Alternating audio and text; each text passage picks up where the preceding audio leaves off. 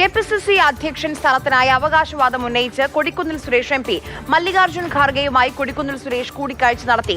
അർഹതയുണ്ടായിട്ടും പലതവണ മാറ്റി നിർത്തപ്പെട്ടുവെന്ന് ഖാർഗെയോട് അദ്ദേഹം പറഞ്ഞു. വിഷ്ണു പ്രസാദ് വിവരങ്ങളുമായി നമുക്കൊപ്പം ചേരുന്നു. വിഷ്ണു, ഇവിടെ മുഖ്യമന്ത്രിയായിട്ടില്ല, മന്ത്രിമാരായിട്ടില്ല, അതിനു മുമ്പ് കെ.പി.സി.സി അധ്യക്ഷ സ്ഥാനത്തേക്കും വടംവലി തുടങ്ങുകയാണോ?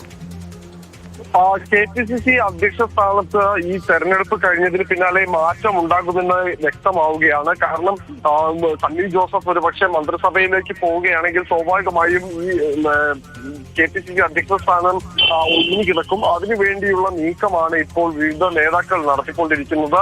ആന്റണി ഉൾപ്പെടെയുള്ളവരും അതോടൊപ്പം തന്നെ ബെന്നി ബെഹനാൻ ഉൾപ്പെടെയുള്ളവരും ഇപ്പോൾ ഏറ്റവും ഒടുവിൽ കൊടിക്കുന്നിൽ സുരേഷിന്റെയും പേരുകൾ ആ പദവിയിലേക്ക് പറഞ്ഞു കേൾക്കപ്പെടുന്നുണ്ട്. അതിനിടെയാണ് ഇപ്പോൾ കൊടിക്കുന്നിൽ സുരേഷ് കെ.പി.സി.സി അധ്യക്ഷ സ്ഥാനം വേണമെന്ന് ആവശ്യപ്പെട്ടുകൊണ്ട് പാർട്ടി അധ്യക്ഷനായ മല്ലികാർജ്ജുൻ ഖാർഗെയുമായി കൂടിക്കാഴ്ച നടത്തിയത്. ഇന്നലെ ഡൽഹിയിൽ വെച്ചായിരുന്നു അദ്ദേഹത്തിന്റെ കൂടിക്കാഴ്ച.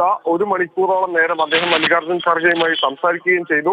മുതിർന്ന നേതാവ് എന്ന നിലയിൽ തനിക്ക് അർഹതയുണ്ട് എന്ന് ഖാർഗെയെ അദ്ദേഹം ഇക്കാര്യം അറിയിച്ചു. അർഹത ഉണ്ടായിട്ടും പലതവണ താൻ മാറ്റി നിർത്തപ്പെട്ടു എന്നും ഖാർഗെയോട് കൊടിക്കുന്നിൽ സുരേഷ് പറയുന്ന സാഹചര്യം ഉണ്ടായി. സംവരണ മണ്ഡലങ്ങളിൽ കോൺഗ്രസ് നേടിയിട്ടുള്ള നിയമസഭാ തെരഞ്ഞെടുപ്പിലെ വിജയം ഉൾപ്പെടെ മല്ലികാർജ്ജുൻ ഖാർഗെയുടെ ശ്രദ്ധയിലേക്ക് കൊടിക്കുന്നിൽ സുരേഷ് എം.പി കൊണ്ടുവന്നിട്ടുണ്ട്. എന്തായാലും ഈ വിഷയത്തിൽ കോൺഗ്രസ് ദേശീയ നേതൃത്വം ഇതുവരെയും ഒരു പ്രതികരണത്തിന് തയ്യാറായിട്ടില്ല. പ്രധാന കാരണം എന്ന് പറയുന്നത് സംസ്ഥാനത്തെ മുഖ്യമന്ത്രിയെ തെരഞ്ഞെടുത്തതിന് ശേഷം മന്ത്രിസഭാ രൂപീകരണ ചർച്ചകളും നടന്നതിന് ശേഷമായിരിക്കും കെ.പി.സി.സി അധ്യക്ഷ സ്ഥാനം സംബന്ധിച്ച കൂടുതൽ നീക്കങ്ങളിലേക്ക് കോൺഗ്രസ് കടക്കുന്നത്. അതിന് മുന്നോടിയായി ഈ വിഷയത്തിൽ ഇത്തരം വിഷയങ്ങളിൽ ഒരു പ്രതികരണമോ അല്ലെങ്കിൽ മറ്റു നടപടികളോ ഇപ്പോൾ മുന്നോട്ട് കൊണ്ടുപോകേണ്ടതില്ല എന്ന നിലപാട് തന്നെയാണ് എ.ഐ.സി.സി നേതൃത്വത്തിനുമുള്ളത്.